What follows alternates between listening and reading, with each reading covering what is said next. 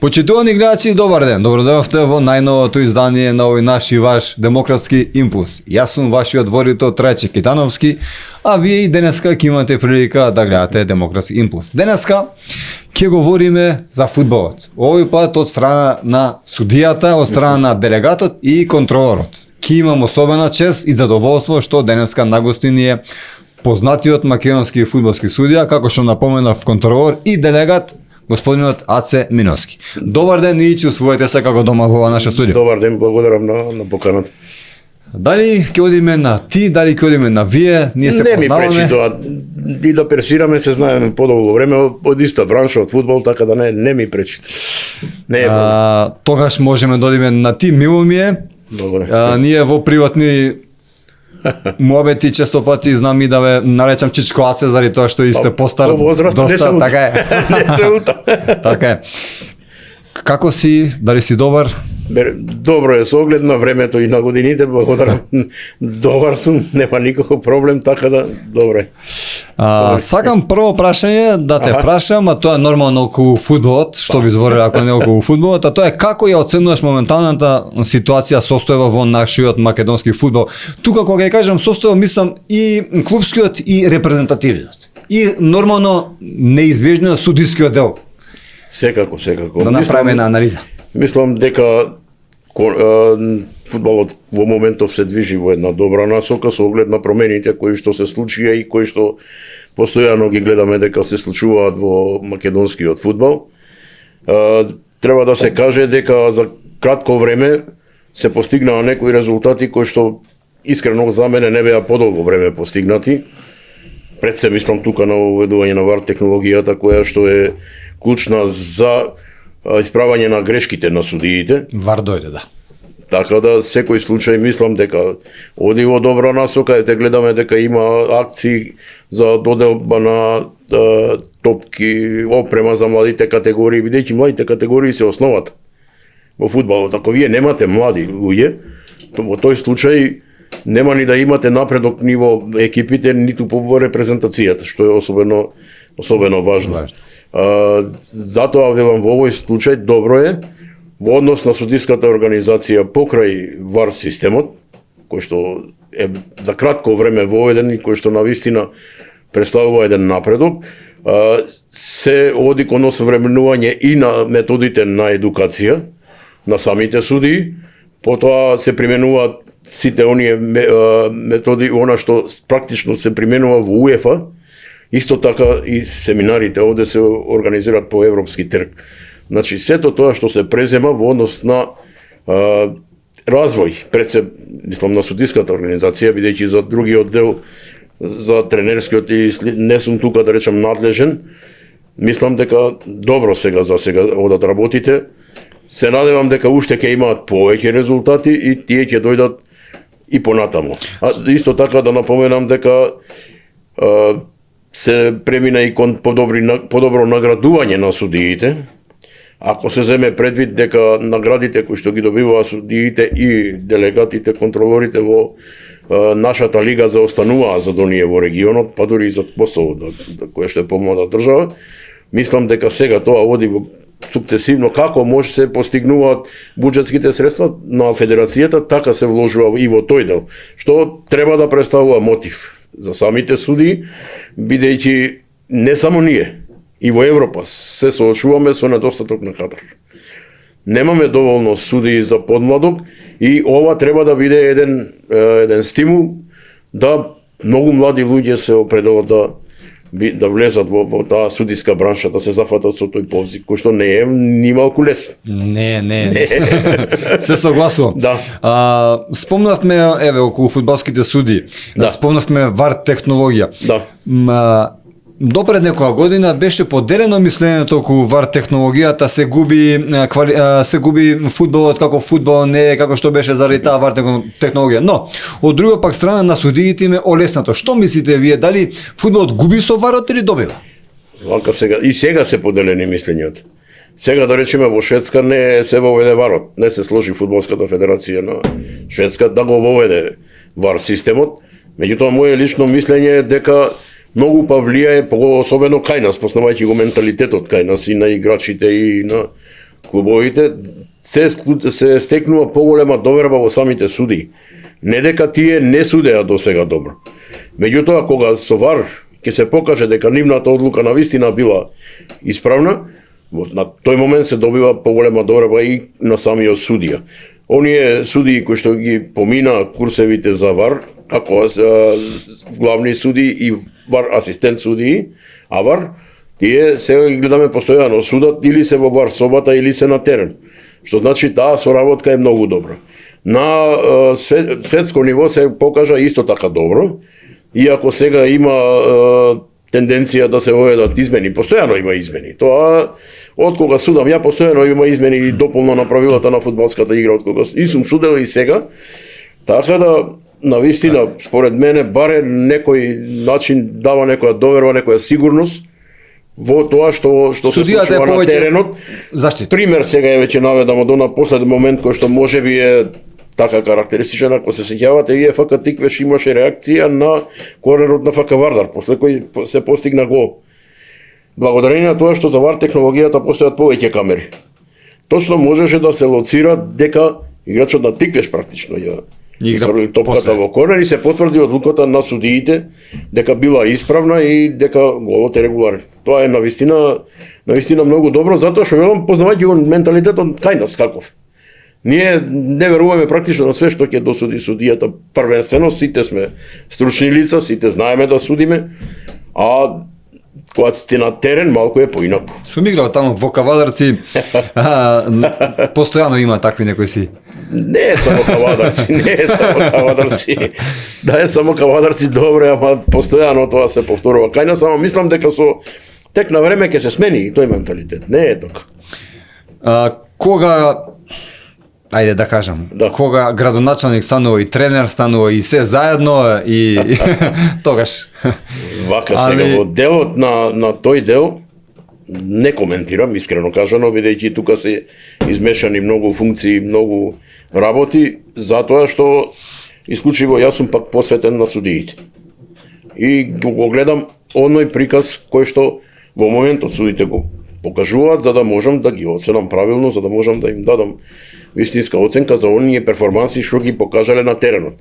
Значи, во тој случај, не само јас, и моите колеги, го игнорираме тоа што вие кажавте има, не знам, влијание од ова и од оној, гледаме какви перформанси покажал судијата.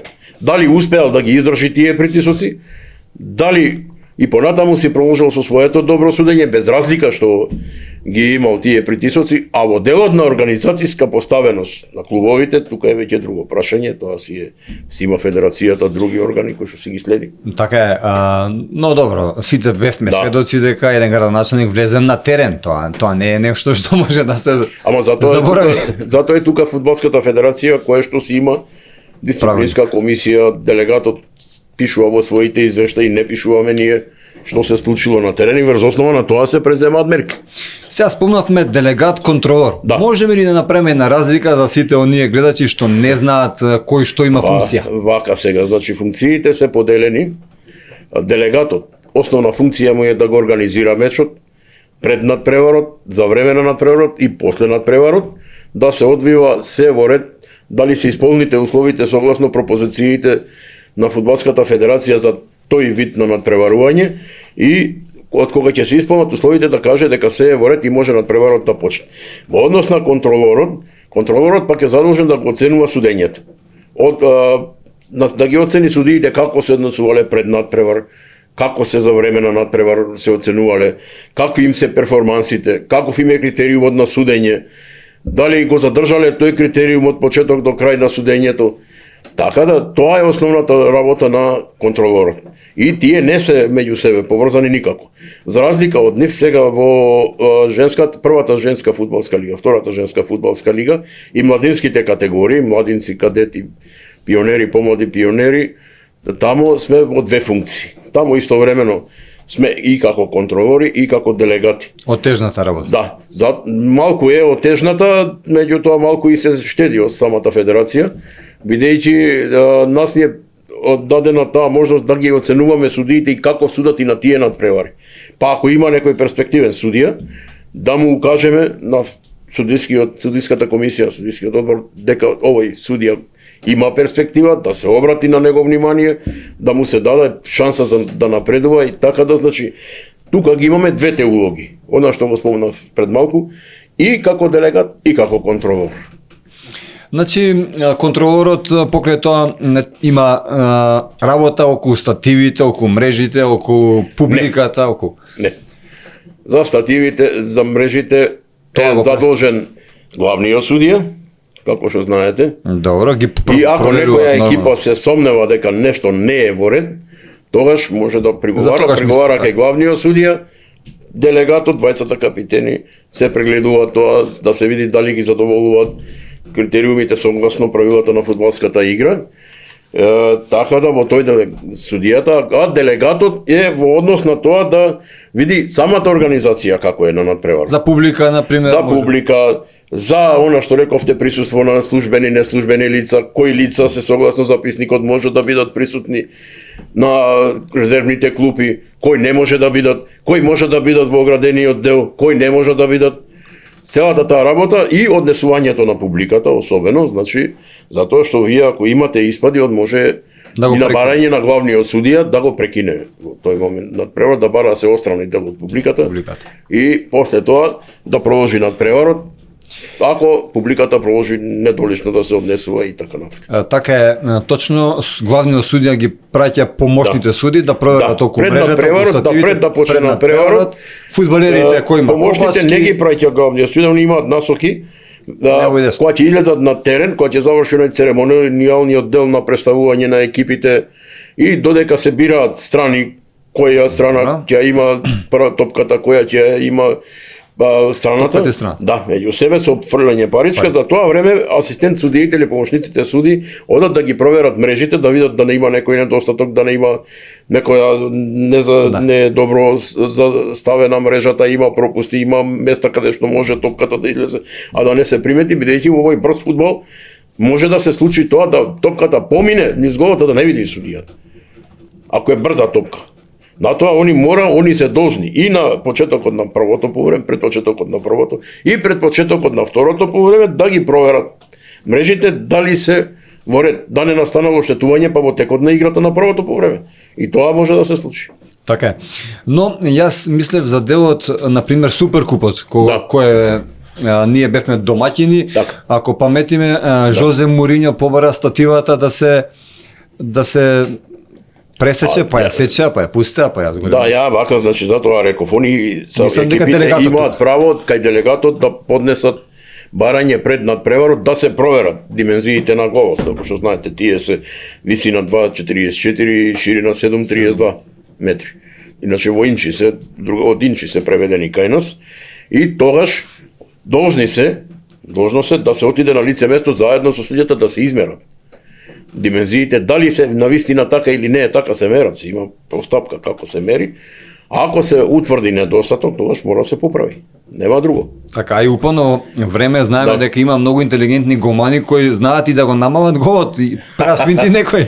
Не може да се намалува, тие се стандардни голови, така да не може да го крати и да го продолжува голот. Не знам која лига беше, читав некаде дека пробал голманот да го намали, ама го фатија и тоа успеа неколку пати. По-ниските лиги таму или по некој, кај што не е толку, иначе другите лиги не. Стандардни се. Можеме ли да направиме некоја разлика од југословенскиот фудбал, судењето, судиите тогаш до денеска, например? Знаете како, тоа е малку тешка работа, зашто? тие судии тогаш суделе во други услови. Надпреварите кои што тогаш се играле, може да се каже сега се на нивото на Лига на шампиони, Европски лиги и така. Бидејќи самите екипи биле доста јаки, доста имале добар играчки кадар. За разлика од тогаш сега гледате дека и посетеноста кај нас е на помало ниво. Можам да кажам и интензитетот на фудбалот не е на тоа високо ниво. Така да излегува дека судиите практично се над играта и играчите често пати. Ако вие земете колку еден судија истрчал во текот на надпреварот, Е за тоа сакав, ама да, така. Има перформанси, ЕП систем кој што ги мери сите перформанси на судиите на прва и втора лига. Они носат посебни лечиња кои што им ги мери сите перформанси на телото, движење, колку истрачале, пулсот како им работи, другите перформанси како им се движат. И веднаш после надпреварот тие се врзани на сервер, можат на сега модерните телефони, паметни телефони да проверат, да се ги проверат своите перформанси. Тие перформанси се запишуваат на серверот и тоа помага на судиската организација да види кој судија колку е спремен за одреден надпревар. Веќе согласно тежината на надпреварот така и се определуваат судиите. Ако е потежок надпревар, се гледа поквалитетен судија да се стави. Не велам другите не се важни, бидејќи секој надпревар си е приказна за себе. Меѓутоа сепак се води и тоа грижа. Колку може да одговори на предизвиците, она преска што ми спомнавте, колку може на притисоците и од играчите, и од клупите, и од тренерите, од публиката. Целото тоа се зема како еден перформанс на судијата, што го покажал во текот на судењето. И тука сме ние, како контролори, да оцениме како тој судија се снаоѓа. Потешки биле надпреварите во Југословенската лига? По мене за судење? потешки биле сигурно секој случај, бидејќи јас бев на тој преоден период, го фатив и тој период, како што ви кажав пред емисијата, од 85-та година сум фудбалски судија, тогаш почнав со судење есента, 85-та е, ова е јубилеј на 40-та година, да.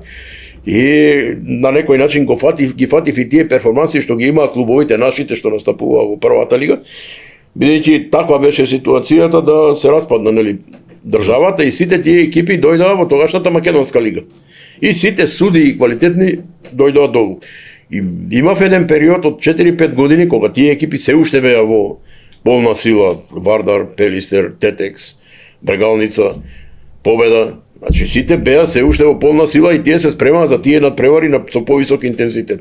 Така да може и публиката беше побројна, секој случај, така да мислам дека не може да се направи споредно. Дали се уште, например, фудбалот во Македонија според вас е број еден спорт?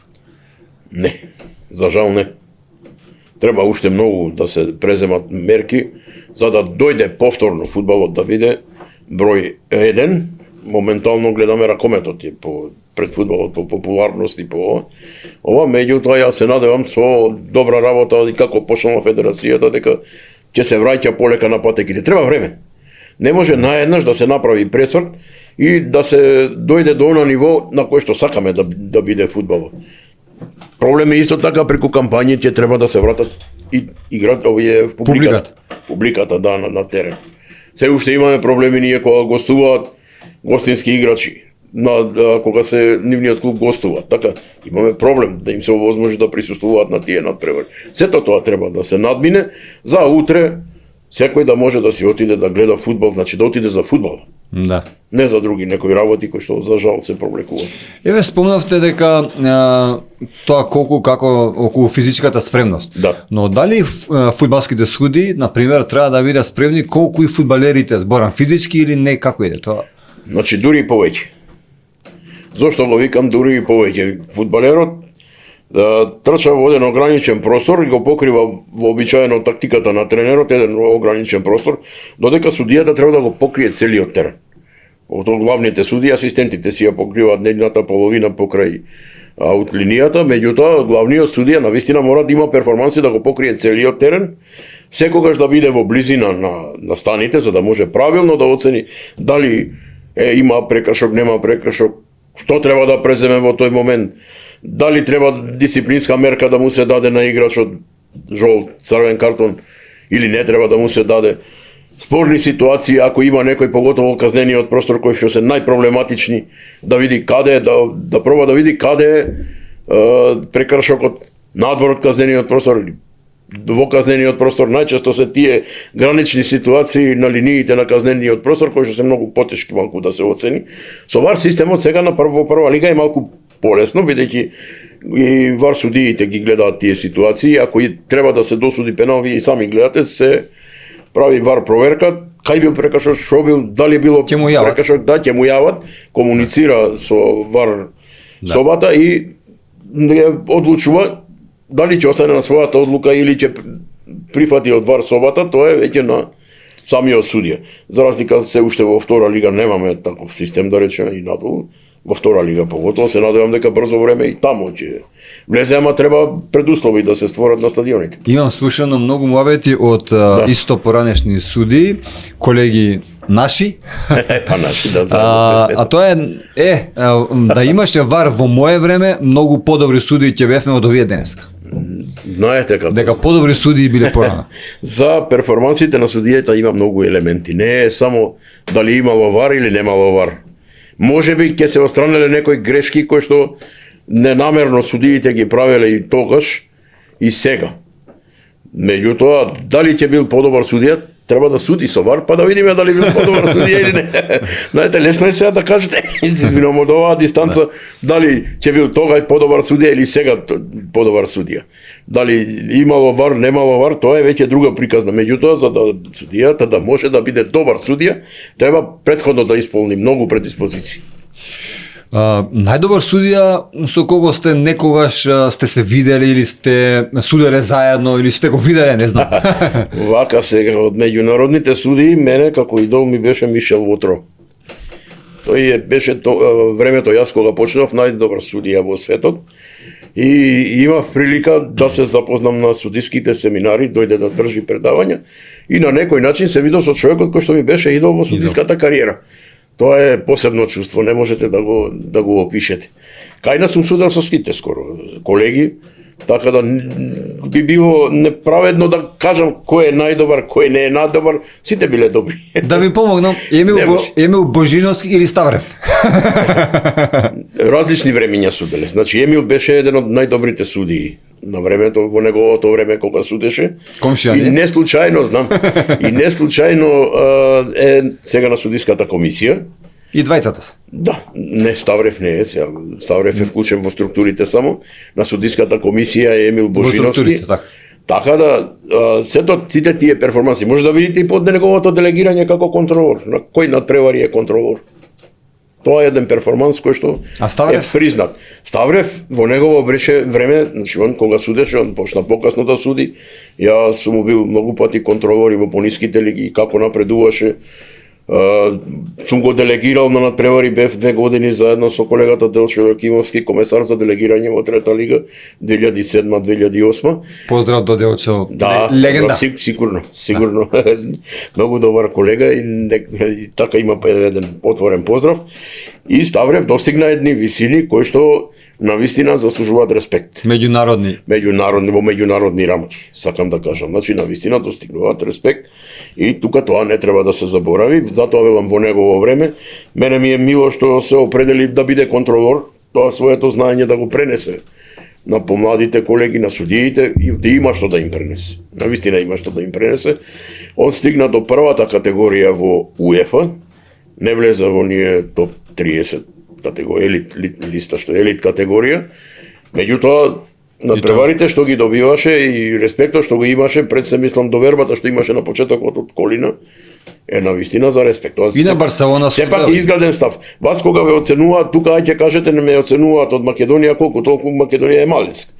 Ама кога и меѓународните контролори, кои што се од различни земји, вас добро ве оценуваат, значи сепак сте некој квалитет. Не е така. Секој надпревар е стрес, не е баш. Тоа секако, бара огромна припрема на самиот судија, не е и психички. И психички и физички. Психички мора се подготвувате за надпреварот, да видите со кои екипи играат, како играат, кои се перформансите на екипите. Проблематични фудбалери, некои кои што може да ви направат проблем во текот на судењето. Значи сето тоа се спремате психички прво, а физички мора да бидете топ спремни. Постојат норми кои што мора судиите, УЕФА норми, кои што мора судиите да ги исполнат за да можат да судат.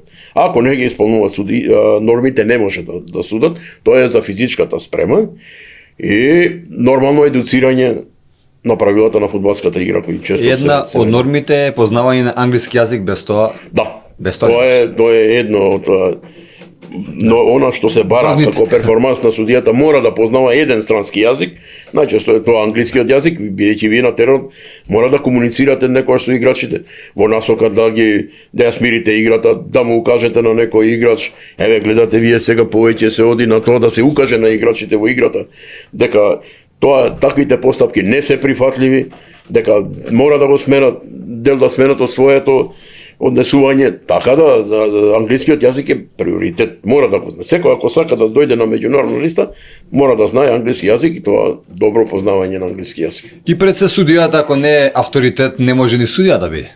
Мора за авторитетот, сега ќе ви кажам, баш за тоа сакам. Секој судија го гради својот авторитет во текот на кариерата. Вие кога ќе ве делегираат на еден надпревар, вие сте оценувани од сите практично. Прво што треба да надмине судијата е здравото јавен настап. Зошто го велам тоа? Затоа што излегува на отворена сцена, вие сте таму видливи за сите, ве гледаат и познати, и пријатели, и другари, и публика, и колеги од работа, значи сите практично кои што ги интересира фудбалот, вие сте на тапет таму.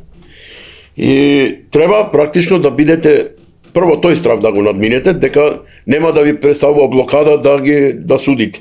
Од која ќе поминете тој дел, кој што мислам е малку по-специфичен, која ќе се остранат тие пречки, понатаму оди на напредувањето во кариерата во однос на вашите перформанси.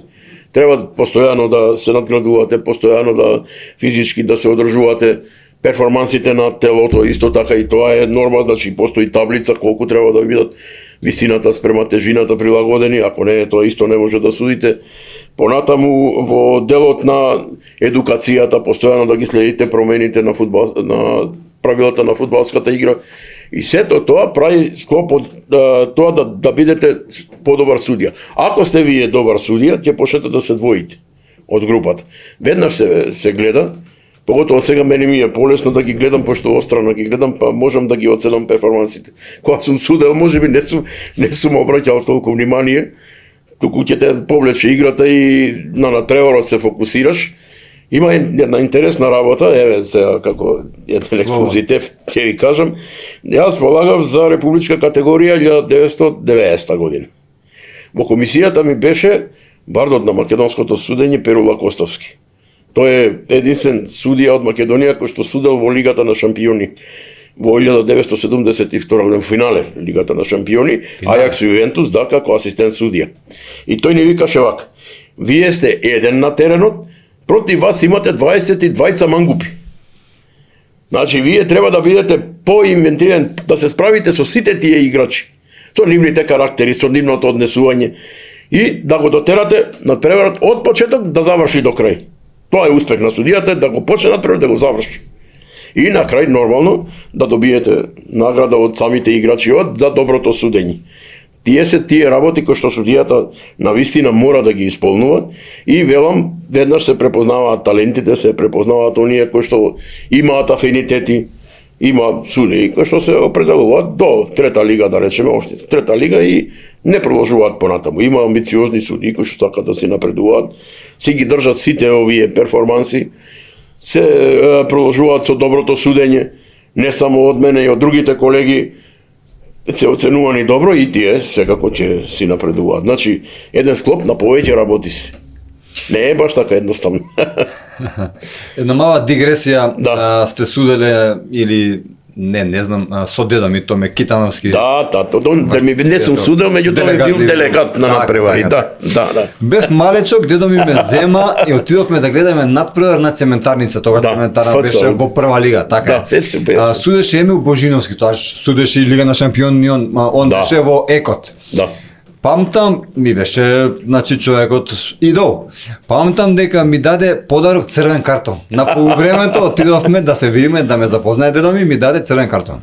А вториот црвен картон беше во мојата голманска кариера, вие веќе голман доделен бевте, за џабе. Да. За џабе. За џабе. Ама Не знам дали е за џабе. 19 Имало години, некоја прича. 19. Очи Мислам дека е. очи во очи со напаѓачот. Да. Во нозете ја фатив топката пред да стигне он до топката, потоа падна и ми Па затоа да било вар. Може било вар, инаку ќе се ќе било дека оценело. немаше допир. Он проценил дека е тоа очигледна шанса за гол, кога е очигледна шанса за гол. Црвен Предолг картон. форс, Ако да, е предолг прекршок од надвор, се ја смене тоа, ако е прекршок од надвор од казнен простор. не беше прекршок, ама си добив и црвен картон. Тоа е тоа. Како ви рековте преска, не сте имале среќа да имаме вар. Да. Во наше време. На колку години? Инаку исто така треба да се каже дека Емил Божиновски на првите мислам на Олимпик Марсеј беше, ако ме гледат ќе ме исправи, има негде втора минута доделено црвен картон. Да, на играч исто, очигледна шанса за гол. Црвен картон. И тоа бива. Да, бива, ама сепак тоа е одлука тешка, не е Тоа е така. најтешка одлука. Најтешка одлука, бидејќи го оставате клубот 87-8 минути да игра без играч. Тоа многу вие како поранешен голман и фудбалер знаете што значи. Така е, Не е така е. така. Можам, од страната и на голман и на Да. судија да констатирам, не знам вие што мислите околу се ова, најтешка Добро. најтешка функција на теренот е на судијата. Секој може да погреши, и голманот, и фудбалерот, и секој и да се извади, ама судијата Вака и судијата може да погреши, Да, значи треба но да му се се има зема за предвид зло. дека судијата е жив човек. Дали дента не му е ден, дали не бил добро расположен на работа, имал проблеми, пошто кај нас не е професионален фудбал, кај нас се уште судиите не се професионалци, они работат една работа, професија си имаат и после тоа им е плюс додатна работа. Имало секакви моменти. Јас сум имал моменти кога навистина судијата покажал лоши перформанси, ќе го прашам после сега имав пред една недела, го прашав после на превод, викам што е причината за да го знам како судија. Па вика има проблеми на работа, мораше да се вратам порано на работа, работи на такво работно место што му е ограничено времето за излез. Каснеше над преварот поради доснење на гостите од оправдани причини, ни Скопје сообраќај беше, имаше нам некои проблеми. И сега он гледа да стигне на работа, да почне надпреварите. Ако касни првиот надпревар, пошто се младинци беше, касни и вториот надпревар. И се одолговлекува. Да, така е. Тоа е, и значи сето тоа он судел практично под притисок. Не бил слободен да суди. Меѓутоа, затоа викам, треба да се види што е причината. Вие рековте најтешка работа на судијата. Секако заради тоа што ако сгреши фудбалер и да промаши гол од 2 метри, никој ќе го критикуваат кратко да. Ќе го заборават. Ќе го заборават. Ама ако не досуди судија пенал или не додели црвено картон, тоа му се памети. Ќе те памтат. И ако изгуби екипата што требало да тоа се памти подобро. Не дај Боже. Не дај Боже. Кои се идеалните години за еден фудбалски судија за да напредува, за да стигне, дај Боже, и Лига на шампиони? Вака сега, значи, и тука има точно е ограничено со гласно пропозициите на фудбалската игра и во УЕФА и кај нас. Најдобро би било ако почне судија на 17 години, 16-17 години, за да ги стигне сите перформанси, бидејќи лимитот порано беше 32 години, сега УЕФА го симна лимитот на 28 години, за да влезете прв пат како главен судија на листите на главни суд. До 200. Да, симнат е. Така да, значи, и они треба да почнат многу порано, за да дојдат, да се надеваат, да стигнат и перформансите нормално што ги покажуваат, да бидат предложени од судиската комисија за меѓународни судии. Она што можам да го истакнам, еве сега во моментов, добро е тоа што ме подсетивте, работата на оваа судиска комисија што се разликува за разлика од претходните.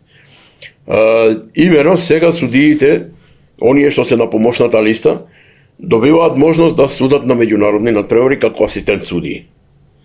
Порано не им беше тоа дозволено, не знам од кои причини.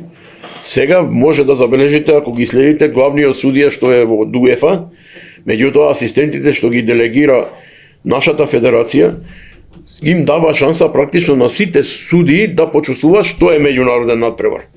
И може да видите од самите судии дека се благодарни на таа работа, на вистина мислам. Затоа реков, е промени носат некои добри работи. И добро е што е тука Емил Божиновски, што е тука Јосиф Бартон, кој што беше прв судија и најдобар судија во футсал. Тоа не треба да се заборави. Тогаш имаше во футсал уште Маријан Младеновски што беше добар за главниве судии, повеќе покрај Ставрев, се извинувам, така да, значи добро е што се дава шанс. Зошто? Друго е да почувствуваат да видат како е надвор. Кога ќе излезете во Европа, вие гледате организацијата како е да не надпревар во Европа. И тоа, после тоа, полека потикнува барање да и овде очекувате такви перформанси. Затоа реков, добро се движи, во добра насока се движи. Мене ми е мило што, ете, и они почувствуваат да видат како изгледа тоа, инаку предходно, вообичаено беше се формираат судиски тројки, и тие судиски тројки одеат, другите не одеа.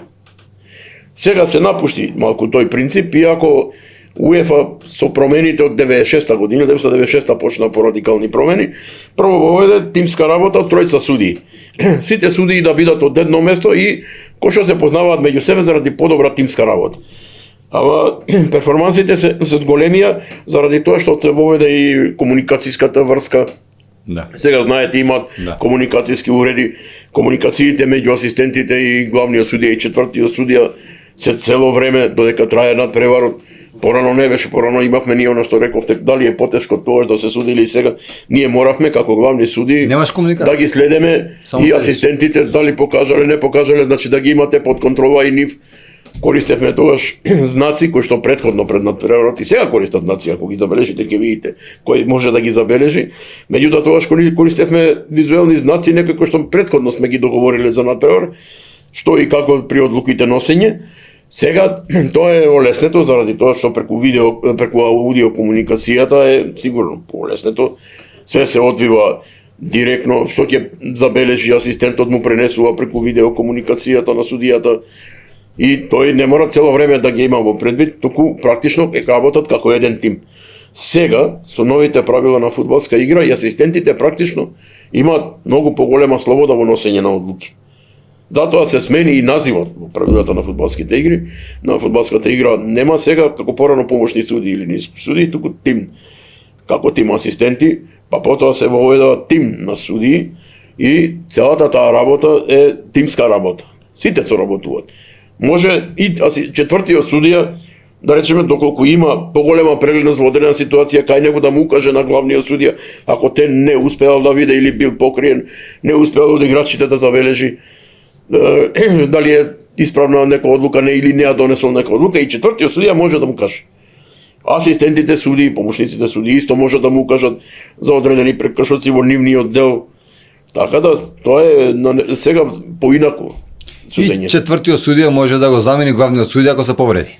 Во принцип, да, има постапка кој судија кога го менува, затоа четвртиот судија е од главната листа, доколку се повреди главниот судија да го замени четвртиот судија, па и асистентот ако се повреди може да го замени четвртиот судија. Да, тоа е, затоа викам има постапка како се менува. Кај се тројца судии, првиот асистент судија тој што го менува главниот судија, пошто имаме се уште ние на надпреварите по тројца судии, не секаде 4, да речеме, првата женска лига и втората имаме по тројца судии, не се по четворица. Така.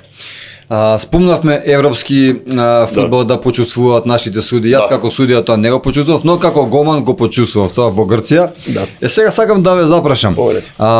Колку се безбедни македонските судии денеска, на пример? Како е тоа решено по безбедноста? На подобро некој ниво? Се оди она што го зборував.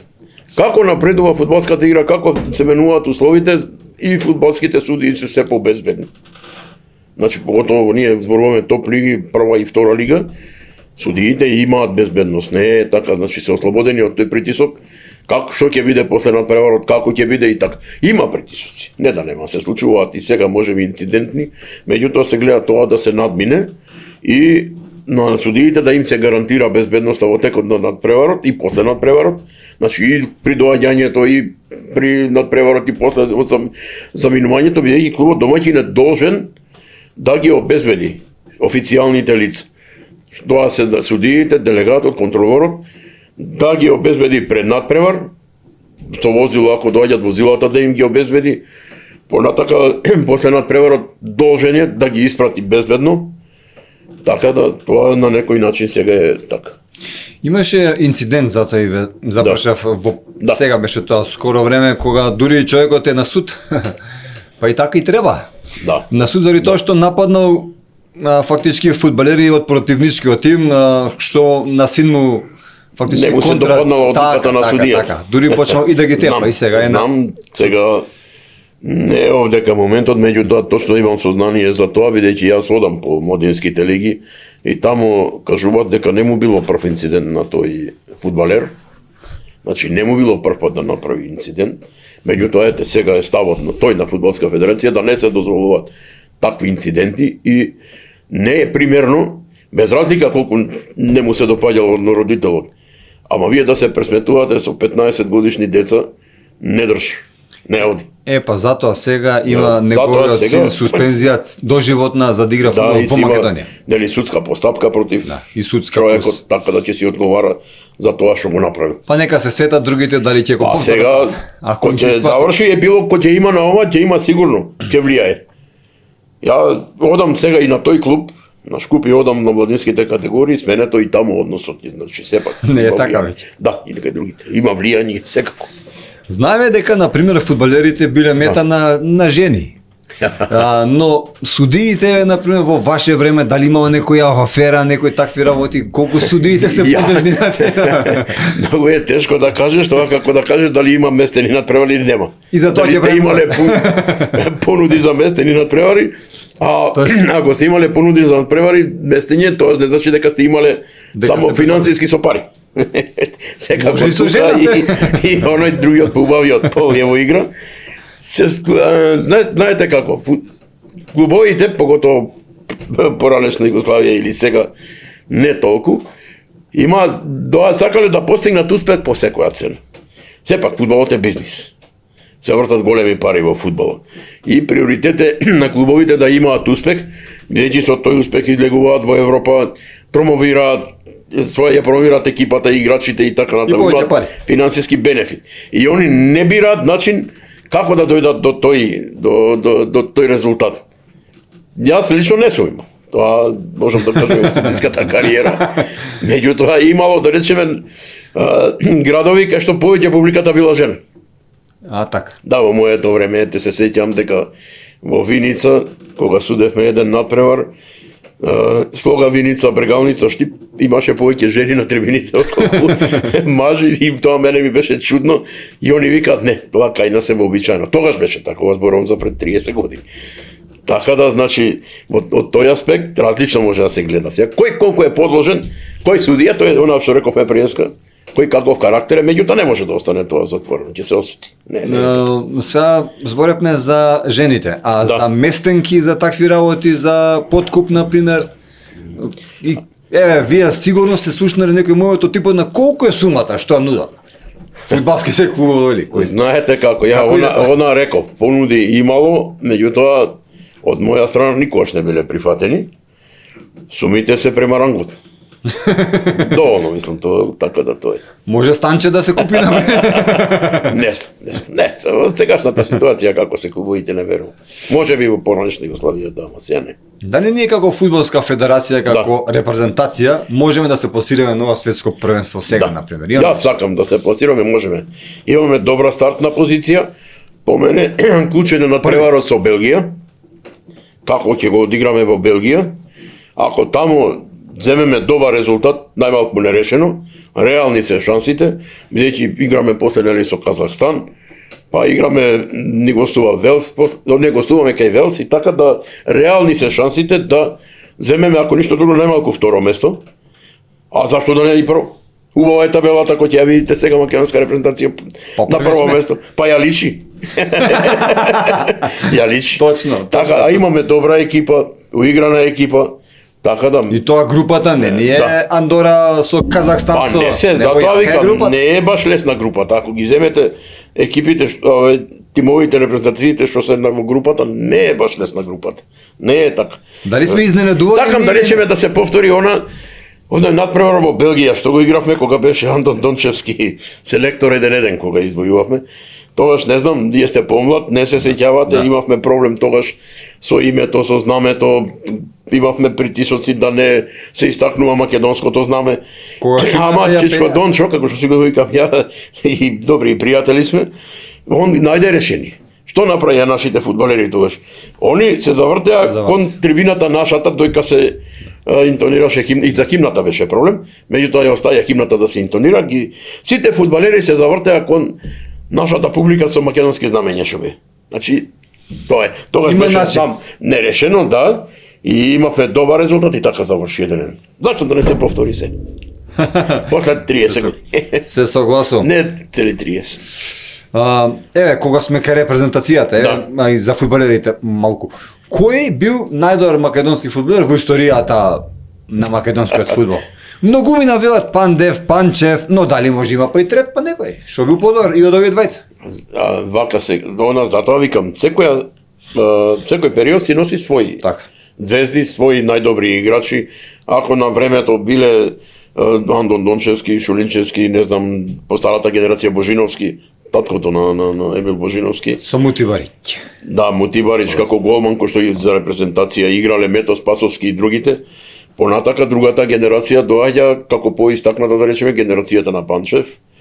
Панчев беше за тоа време навистина топ фудбалер, многу добар и за неговата генерација, беше најдобар фудбалер.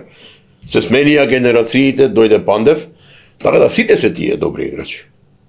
Сите. Многу ми дури ми замерува дека не може да... Ова е најдобар, ова е по-не е добар, сите се добри играчи. А тренер? Еве сега па не се сите тренери добри. Тренер, вака сега јас многу добри коректни односи имав и како тренер, да речеме, што ми останал мене во сеќавање во судењето е Џоко Хаџиевски. Зошто? Затоа што тој кога беше на Вардар тренер на 90-тите години, втората половина на 90-тите години, беше многу коректен. И како тренер, и во однос кон судиите, кон другите навистина. Значи, он кога ќе ви приговарали, ќе било коректен однос секогаш, джентлменски однос, и за тоа време за мене беше Џоко Хаџиевски. Со знаење, значи. Со знаење, значи он имаше и знаење. Тоа си ги покажа перформанси. А за сега, за ова време исто Ѓоков? За ова време не знам сега да одвојам некој, бидејќи ајде тоа се више повеќе тренерски работи, они како тренери можат да оценат работа на тренер, некој тренер треба да оцени работа на тренер. Така, дали на вистина... Без да ми замерате, јас како тренер со УЕФА Б лиценза можам да кажам моје мислење, без некој да ми се наути, а тоа според мене е Жикица Тасевски. Иако моментално тренер не е, спортски директор беше до неодамна, но за мене и како човек што може, затоа викам, треба перформансите да ги познавате, тренерите се имаат други перформанси, треба да го знаете неговиот успех, неговиот пристап кон работата со фудбалерите, начинот на кој што ги организира тренизите, како ги мотивира играчите, тоа се елементи кои што тренерите си ги знаат. Малце околу политиката и фудбалот, дали е вмешана во фудбалот политиката денеска во Македонија, во македонскиот фудбал? Например, и ме прашавте и преска, дали градоначалник може да биде? Тоа да, преска беше за градоначалник. И повторно успешно го избегнавте. Повторно тука ќе се оградам зашто. Секогаш имало влијание. Не може да рече дека нема, да се каже дека немало влијание, треба да се биде честин и да се каже. Како е сега во моментот? Тоа е друга приказна, не е во делот на мојата работа како контролор. И сум, да речам, подалеку од тие луѓе кои што се таму вклучени во клубовите. Затоа што не им ги знам релациите, не им ги знам односите. Верувајте, дури не знам никој е кој. Кој ќе отидам, јас го гледам судијата, што ќе ми покаже на надпреварот, и не сум толку заинтересиран дали е некој градоначалник, дали е некој советник, дали е не знам како е зафатен бизнисмен и така натака. Инаку секогаш имало влијание, нормално. Не е тоа прв пат. Така, многу чесен одговор е да признам и дипломатски, ама добро го. Па сега, како да ви кажам, тоа е, затоа реков, ние сме, па мене ми е друга улогата на надпреварот, не ми е тоа да оценим. Судијата да си го. Не ми е тоа да го оценим. Имаат македонските суди идни на светла вака, вие ги осуду, мислам ги судите, не ги осудувате. Може да се каже сигурно, зашто? Затоа што имаме добри судии, Сега што се на меѓународна сцена, да речеме Јован Качевски, Игор кажете го Стојчевски, тие се добри суди, со добри Стојчевски перформанси. почнавме заедно. Молам? Со Стојчевски почнавме заедно. Да, Така почнавте Стојчевски. Така да и асистентите судии се премат, како што ви реков, се едуцираат по европски терк сега. И имаат добра перспектива. Јас се надевам дека ќе стигнат до оно ниво што го имаше Ставре баре, или ќе го надминат. Еве, на пример, Лига на шампиони, Да. финале да суди не еден македонец. Дали не може? Еве, сега ќе ви кажам зашто. Имавме семинар во Глазгов, таму тоа е одавна, 2010-та, јас бев на семинар за Grassroot програмата, и таму разговарав со Хју Далас, он и денеска е во судиската организација. Има судено во Скопје неколку пати и така го прашува после што и како. И го прашав најдиректно дали Ставрев, тогаш беше он во најдобри перформанси покажуваше, може да суди како вие што кажавте, четвртфинале, полуфинале, финале. Да. Вика вака, има многу елементи што решава. Прво, не знаеме ние како ќе се однесува со оглед на фудбалот кај вас. Како и сега, така и тогаш. Мал број на гледачи, притисоците не се од тој степен од публиката. Не знаеме какви перформанси ќе покаже на тој надпревар. И затоа е многу потешко. Имате конкуренција од јаките лиги. Англиската лига, Шпанската лига, Да, Германија. Германската лига, да, Француската лига. Италија има стално добри суди. Да, они судат, да речеме, со појаки надпревари, со повисок интензитет на надпревари. И кога ќе успоредите сето тоа, тој тогаш, барем ви кажа, гледам не е многу сменето, имате многу е потешко да дојдат до и што кажавте полуфинале, финале на Лига шампиони. За сега не верувам, да се надевам дај Боже да стигнат, би бил радост. Зашто? Дека во ракометот успеавме, ете дури најдобри суди у светот имавме и Да, и Лига на да, шампиони. на чешки нели. Да. Што судеа тие беа стигнаат и тие, меѓутоа ракометот е поинаква игра, фудбалот е поинаква игра, поинакви перформанси се барат и она што кажав се оценува од каде доаѓате, што доаѓате. Се има влијание, тоа не е така. Така е. Пример зашто англиските суди или овие суди од повисоките лиги директно влегуваат една категорија поуре кога влегуваат. Заради лигата. Заради лигата, значи они не почнуваат од четврта категорија. Една лига поуре влегуваат, еден ранг. И надприбувањето нивното е побрзо може да стигнат до прва, до елит категорија. Така Не да, трчаме тоа е. иста трка. На Молам? некој начин. Не трчаме иста трка на некој начин. Па сега. Тоа е. Ами лигата им е посилна да бидеме објективни. Па да, појак интензитет, појаки играчи, појак фудбал, што е многу битно. Иако еден бара македонски, повеќе еден македонски вложување. Молам? судија, иако еден македонски судија сега од неодамна во подкаст Да. кажа дека е многу потешко да судиш на гостивар Вардар него отколку на Реал Мадрид. Да. Јувентус, например. Верувајте дека е потешко. Да. Верувајте дека е потешко, затоа што таму е она од почетокот и од организацијата и пристапот и све и е на повисоко ниво, значи тоа не е како кај нас.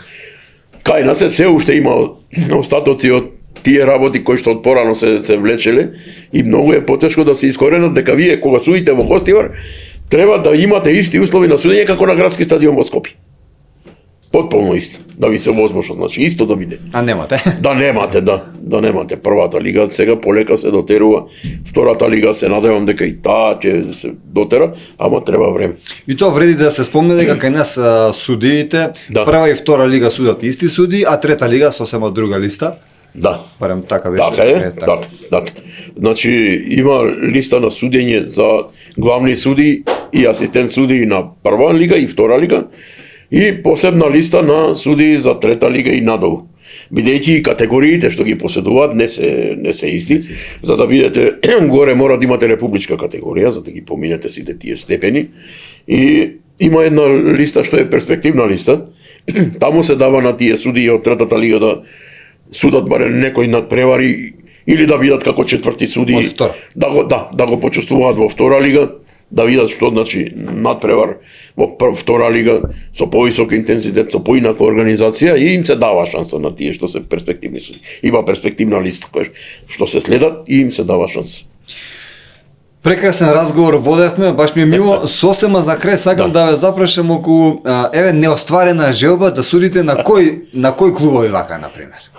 Дали е Лига на шампион, дали било кој, Има некој повеќе, клуб. мене искрено ми е неостварена желба што не сум стигнал да судам на меѓународна листа, иако имав перформанси, меѓутоа други беа условите, и не жалам за тоа, ајте, така требало што се вика, така било пишано, меѓутоа нормално дека секој сака да суди во Лига шампион. Нормално. Тоа е врв на едно судење, на една кариера, да почувствувате целата таа атмосфера, да го почувствувате сето тоа што се случува пред, за време и по надпреварот. Не е надпреварот само на терен кој ќе свирне судијата почеток и кој ќе свирне крај. Има многу елементи околу што го прават целата Што луѓето не ги ни гледаат дека има. Они не ги мислат гледаат. Не ги дека е гледаат. крај, а не е крај. Не, крај. Имаше и тоа, знам, ете уште една анекдота. Може да кажете. Кога разговаравме со Мишел Вотро, тоа кој му бил најтежок надпревар. Вика, ми беше најтежок надпревар кој судев во Наполи, на светското првенство во Италија, забораив колку е времето. Да, ошто беше напнат, вика, надпреварот, ошто беше многу тензичен надпреварот, то динамичен, дури забораив колку е времето, дали поминале тие 90 сега, нели, продолженија што има. И ме фати, вика, 95-та минута, асистентите ми сигнализираат. Јас се чудам прво што сигнализираат, после вика свати што е, погледнав на часовникот, поминало време. Добро што не забегал многу. 100-та. Сега има со новите системи и- дополно на време, сега И ќе ти свири. и по 10 минути. Така да не е проблем. Убаво спомнавте најтешок ваш надпревар сосема за крај. Имаше еден надпревар меѓу тогашна Слога и сега и Вардар. Сега е Шкупи. Скупје сега. Да, сега е Шкупи. Се играше на стадионот во Чаир. Тогаш решаваше за првото место, есенско време беше вака во ноември. Главен судија беше Шац Ацомировски. Стално не беше Ацо презимињата, јас сум Миновски, он е Мировски. Да. Шац е легенда. Да, легенда на судењето во Македонија. Да. И прв асистент беше Крсте Даниловски, ја бев втор асистент. Тогаш, ако се сеќавате, оној гол што го досуди без да даде знак, што се постигна свири. гол, не знам дали вие се сеќавате на тоа. Имаше една ситуација, а делегат ни беше Симеон Дуковски. Нашиот сојузен фудбалски судија беше ставен како делегат, реков, немаше тогаш контролори. Сега е полесно, сега има контролори, па те ги оценуваат. Контролори, оној што судел, те оценува. Да. Тогаш беше другачи. И една ситуација беше, се сеќавам, играчот тргнува од негова половина на Вардар. На средината на теренот, не е офсайд. Ја давам предност, Липовски бранеше, се сеќавам за Слога тогаш. Филиповски. Липовски. А Липовски. Да, Липовски. И како оди топката, пошто врнежливо време, играчов ја шутира да даде гол, застана на 3 метра прегломан. Да, на 3 метри, овие реагираа сите, немаше варона што викате да ја потврди твојата одлука. Кој ќе не оправдаше нас дека навистина е добра одлуката. Ама ете, што се викат, има среќа, па застана топката во калта пред голманот, ја фати и така заврши, тоа ми беше еден од потешките надпревари. Уште еден надпревар, на вистина тежок надпревар беше во Пирава, на втора македонска лига. Тогаш играа... Гевгеле. Не, Пирава... Валандово. На кај Валандово, да. Тогаш они игра во втора лига. Пирава... Валандово. Да. Играше. И играа со Караурман. Тогаш Караурман и ФК Скопје се борија за прво место. И сега надпреварите се игра, Скопје играше од 10 часот сабајле надпреварот, овој беше попладне од 4 часа. И сите очекува како ќе биде сега исходот вамо. Цела, тоа што викате вие управа, гледачи, не знам што, пола Скопје беше дојдено таму да го гледа надпреварот. И имаше една ситуација, тогаш Ниновски играше, добар играч, деветка, центрафор, за, кажете го, за Караурман. Исто, контра, на тоа што играч беше, продолжува на кај голот, доаѓа до казнен простор и ја удира топката неприродно практично, преку гол. Си викаш, ти очекуваш гол. Нема. А имавме контролор, Крцелот Крстевски, значи он од Битола, неговиот син исто така беше судија Љубомир Крстевски, Крцел. И супер контрола беше Бошко Ангелковски, кој што тогаш не делегираше како суди. Значи, двајца и И супер контрола имало. Молам? И супер имало. Да, да. Значи, поставено дерби надпревари така и тогаш и чисто го прашам. Што е работата за понаследствен надпревар? Зашто промоши чиста ситуација? Вика, И осетив дека ситуацијата не е добра и дека може да се изродат проблеми и затоа го промашив. Сакав безбедно да се вратиме во струга. А тензии имаше и Значи, пред мудро. надпревари, после надпревари, притисок врз нас имаше. Што да ви кажам? Беше навистина интересна ситуација, интересен надпревар и денеска се прераскажува. Така, ви оставило памтење. Па остануваат Паметење. многу надпревари. Ама сакам на убавите моменти, повеќе да се сеќавам, не на оние неубавите. Од срце ви благодарам многу што ни бевте денеска гостин, ви посакувам добро здравје, уште многу надпревари како контролор Благодарам и вам. и да ни дојдете повторно гостин да си продискутираме Се на овие теми. надеваме, вака нешто ја спремам, нешто околу судиите. Да, може да Здравје ми Боже, на есен ми завршува работната кариера, одам во пензија и спремам материјали да направам еден времеплов на фудбалското судење во Македонија. Има интересни факти таму наведени, ја мислам че стане збори за тоа. Така да навистина се интересни работи. Пример, кога се воведени црвениот и жолтиот картони, како се? Може слободно да ни Да. каже. Тоа е идеја на англискиот судија Ален Рос, кој што судел на светското првенство во Англија 1966 година. Претходно неговиот колега на надпреварот од финалето Англија и Аргентина имал проблем како да ги острани судиите. И двајцата, и Боби и другиот Чалтон Бротон, ги остранил и аргентинец остранил, ама не можел како да се разбере. И он, баре поред неговото окажување, одејќи на кај дома, застанал на семафор и му текнало зошто не воведеме картони во боја. Кој што жолтиот ќе значи опомена, а црвениот картон ќе значи Исклучува. стоп. Да, и сентофно никако што гаднали. Да. Офсайд, го предложил тоа на судиската комисија и во 1970 година на светското првенство во Мексико прв пат се применети картоните. Да, тоа е еден сегмент кога се, да речеме, воведени голманите. Вие сте били голман. Да. Да. Сега ќе ви кажам 1870 година. Прв пат голманот станува дел од Основната екипата игра. да има право да игра со рака, до тогаш не било дозволено, не бил дел, практично биле по други правила. 1870 година се донесено правило да голманот биде дел од играта и да има право да игра со рака. Прво мислам дека почнале без голмански ракавици, па подосна со голмански Да, ракавици. тоа прво без ракавици они бранеле, немале толку. Никакви ракавици. нема, да. Така да има многу работи, да речеме, кога се донесени првите судија. Ова е првите правила во денешен облик. Сега се 17 правила и тие важат во цел свет. Тие се воведени 1938 година. Меѓународниот судија Стенли Раус од Англија му била додена доверба од ФИФА да направи, ФИФА е основана 1904 година, иначе, да направи фудбалски правила, да направи еден терк, да што имало различни толкувања, и он составил една листа од 17 правила, која што и денеска важи. Може да замислите, значи, може да се менуваат перформансите внатре во однос на поимите, најмногу На топка, проблем. на- Да, најмногу проблем е нели играњето со рака, офсайдот и така натака. Меѓутоа он ги поставил основите и до денеска се задржани тие 17 правила и важат во цел свет. Она затоа викам. И уште една работа што сакам да напоменам, која што ме на крај да биде. Ме прашавте што судијата треба да исполнува и кои перформанси. Да. Да, меѓутоа судијата носи одлука во до секундата. Неговата одлука е, нема он време да се спрема како судииве другиве во регуларните судови, па да гледа материјали, па да донесе одлука. Значи он мора Сопоротници, не треба. да, мора во дел од секундата да донесе одлука, правилна, исправна, неисправна, мора да донесе одлука.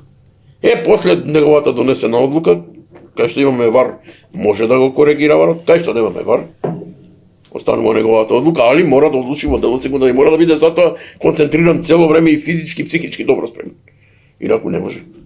Спомнавте исто така и Ракева сосема за крај како добар познавач на фудбалските правила би кажал дека и вие ќе потврдите, Да. се надам дека не е исто топката да го удари човекот во рака или човекот. Значи да, има Топката. критериуми кога се смета играње со рака. Многу луѓе не знаат. Не знаат, така е, затоа што они гледаат и сега поготово тоа е многу расширено, играчите одма реагираат при секој удар во рака и така. Значи мора да бидат исполнети одредени критериуми. Прво дали со играњето со рака го зголемува волуменот на теренот, има на телото, има намера да На попречи теренот нема. постигнување гол, да.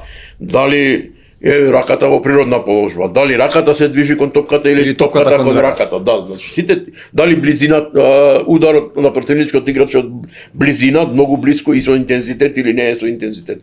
Значи сите тие перформанси треба да се имаат во пред. Затоа викам ние кога ги оценуваме, ги гледаме сите тие. Не може на судијата веднаш да му пресечете за играње со рака и да се базирате на тоа што играчите реагираат. Играчите реагираат секој случај. Има и сега гледаме многу европски надпревари. Имаме прилика и нашите надпревари одат, па може да се оцени играњето со рака. Тоа е унифицирано на ниво на УЕФА и тие насоки што ги добиваат судиите во УЕФА ги добиваат и нашите суди, да знаете. И ние како контролори во системот на оценување. Истите, потполно истите. Останува во фудбалот да се памти за веки векова златната рака на Диего Марадона кога постигна гол. Да имаше вар, немаше да биде гол. Ви благодарам од срце уште еднашка што ни бевте гостин и се надам ќе се видиме повторно. Благодарам и вам. Драги гледачи, вие добро знаете дека доколку ви се допадна овој подкаст, а верувам дека ви се допадна заради тоа што говоревме за фудбал, за многу теми што не сте ги знаеле со добар познавач на фудбалот, господинот Аце Миновски, треба да притиснете лайк, сабскрајб и се гледаме нареден подкаст.